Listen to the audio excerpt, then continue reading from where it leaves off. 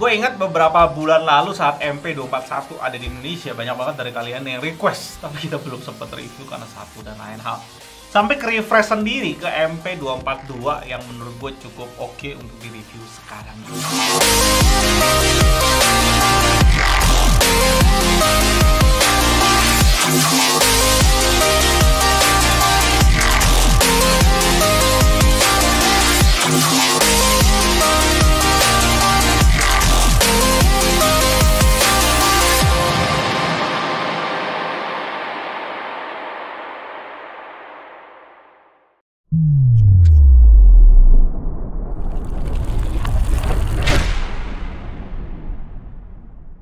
Selamat datang di GT, di channel paling canggih di 2020. Dulu kayaknya pas kalian request MP241 gue lihat nggak terlalu menarik monitor itu. Di kelas harganya diklaim cuma punya 220 nits brightness dan 60 Hz refresh rate.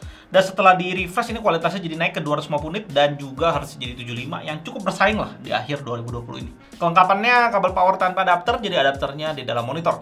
Satu kabel HDMI dan manual book yang pastinya kita lewati. Kakinya cukup padat dan tebal dengan bentuk tabung. Kita slide in masuk aja untuk pasanginnya. Dan untuk standnya bentuknya lingkaran standar aja dan agak kopong kalau dipegang kayak gini.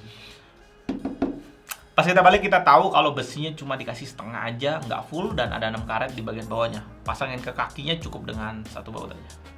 Bodi bagian belakangnya terkesan bodi kantoran banget. Logo MSI di paling atas, turun dari sana ada bagian yang kotak banget, menebal sendiri, dan ada face mount 10x10 cm. Ada lubang pembuangan panas di monitor ini bagian atas, dan kalau kita terawang di dalamnya ada 2 speaker. Berarti ini speakernya ngadep ke atas. Cukup aneh sih, biasanya di monitor-monitor lain yang udah kita temuin itu entah dia hadap ke bawah atau hadap ke belakang. Yang ini ke atas. Jadi kita langsung tes aja kualitasnya.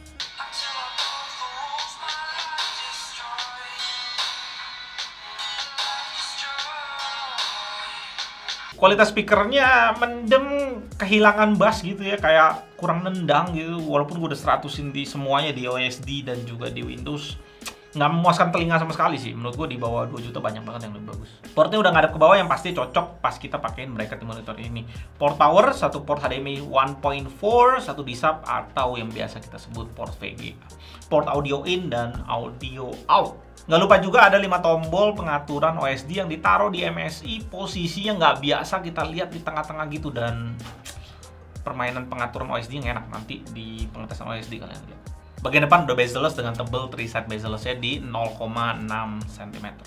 Spek lengkap monitor ini di website MSI, 23,8 inch Full HD IPS panel flat, refresh rate 75 Hz yang bisa kalian capai pakai HDMI, karena kalau pakai port di-sub atau VGA-nya cuma support sampai 60 Hz.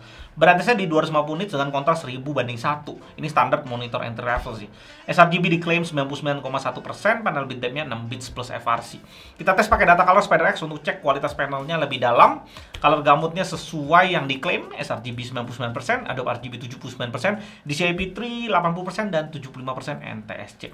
Untuk tone response-nya agak melenceng ke bawah dari standar, nggak terlalu bagus di monitor ini. Brightness maksimumnya kita bisa dapetin di 272,3 nits. Nice dengan kontras yang juga oke di 990/1 dan white point-nya sedikit kebiruan di 7400 Kelvin. Kalau uniformity-nya ini menarik. Di MP242 ini salah satu yang punya color uniformity yang sangat rapih.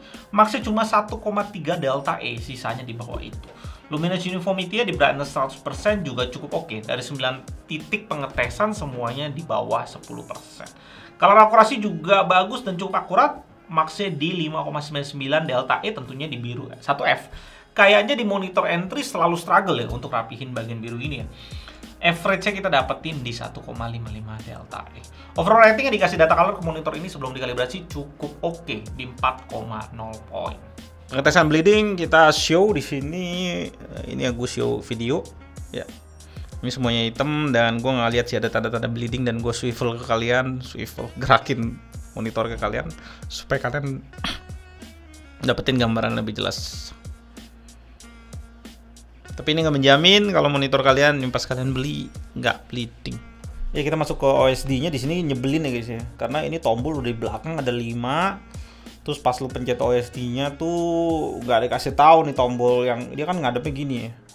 Nggak dikasih tahu tuh tombolnya yang mana buat yang mana, jadi lu mesti belajar sendiri. Gue belajar juga agak pusing. Untungnya dia punya OSD pengaturannya nggak terlalu ribet. Kontras, brightness, eco mode. Eco mode ini sebenarnya lebih ke arah preset ya. Jadi lu nggak bisa off-in. Biasanya kalau ada monitor yang eco gitu lu mesti matiin supaya warnanya bagus. DCR juga lu mesti matiin, overdrive juga nggak penting karena ini bukan monitor gaming. Ini image setup biasanya ada di sub doang kalau lu pakai kabel VGA. Berikutnya kalau temperature, gue selalu pilihnya user seperti biasa buat naikin, bukan buat naikin, beberapa monitor brightness-nya naik pada saat lu pakai yang user. Terus hard position, timeout, language nggak penting. Berikutnya juga input select, DCI, dan reset yang paling penting. Itu nice sih, simple banget, memang kantoran banget sih. Monitor ini bisa kalian dapetin dengan membayar 1,8 juta dengan garansi 3 tahun full. Saingannya ViewSonic VX2481 1,6 juta. Ini yang dibanting dari 1,9. Ini nice. Samsung S24 R350 brightness ini 300 nit 1,6 juta. Ini juga nice. Lenovo ThinkVision E2420 ini yang goib. Semenjak kita post videonya udah hilang barangnya, nggak tahu. Ada yang jual 4 juta kan.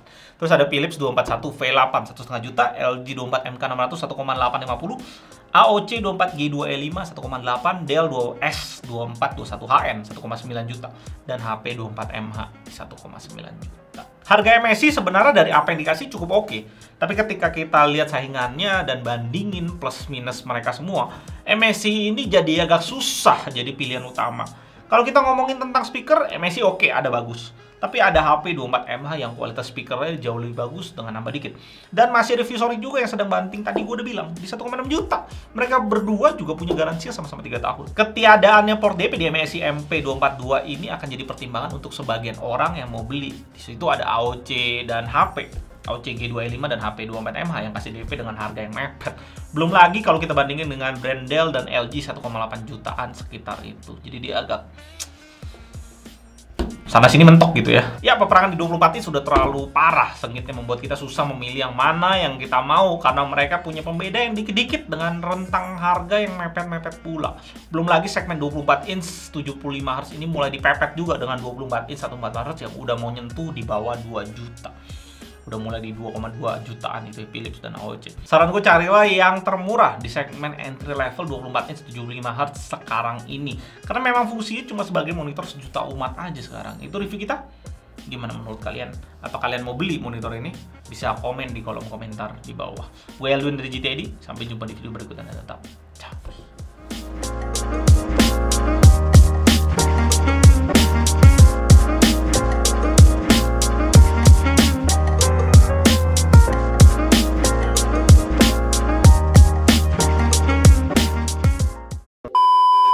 Supaya lengkap, monitor ini di website MSI 23,8 inch Full HD IPS panel flat refresh rate 75 Hz yang bisa kalian capai pakai HDMI. Karena kalau pakai